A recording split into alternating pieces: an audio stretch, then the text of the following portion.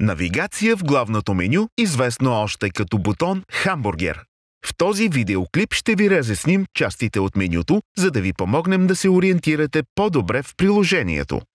Достъп до главното меню може да получите, като докоснете бутона на главното меню, който прилича на хамбургер в горния ляв ъгъл. Зони и програми. Тази опция ще ви позволи да персонализирате вашата програма от тази страница за автоматичното поливане.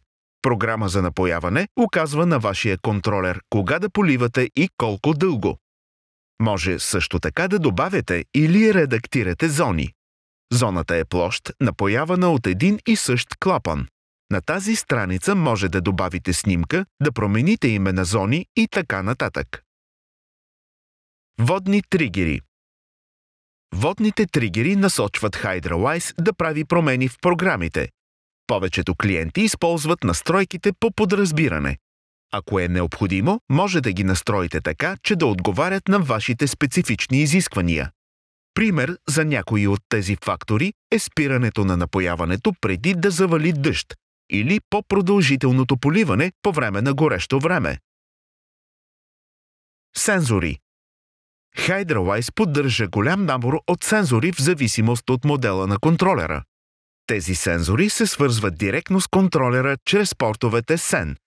Някои от често използваните сензори включват спиране при дъжд с помощта на Hunter Mini Click или Hunter Wireless Rain Click, почвена влага с помощта на Hunter Soil Click и мониторинг на потока с помощта на дебитомер HC. Настройки на контролера. Настройки на контролера изброяват важна информация за вашия контролер.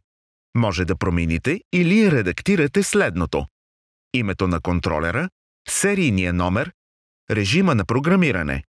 Препоръчваме ви да останете на стандартен режим, метеорологични станции и разширени функции.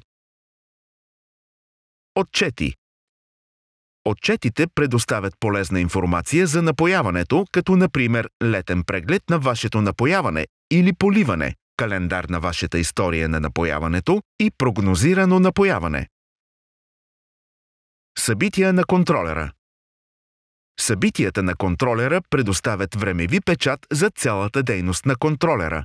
Те предоставят подробно описание на всички извършени действия, включително ръчни операции, пускане на станции, използване на потока, промени в програмата и кой е разрешил промените. Bluetooth Control. Bluetooth управлението е полезен инструмент за програмиране и настройка, когато използвате контролера X2 с предупреждение WANT.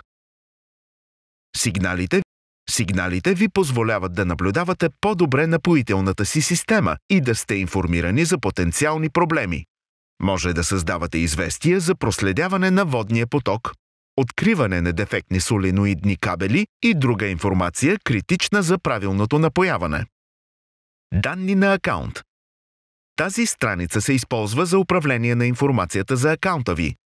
На тази страница може да актуализирате плановете за абонамент, да промените имейл адреса си, да добавите снимка на профила си, да промените езика си, да промените регионалните си настройки или дори да потърсите и да се свържете с местен изпълнител.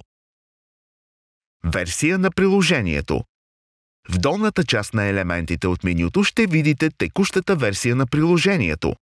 Важно е да следите за актуалността и да я сравнявате с най-новата версия в App Store или Google Play Store.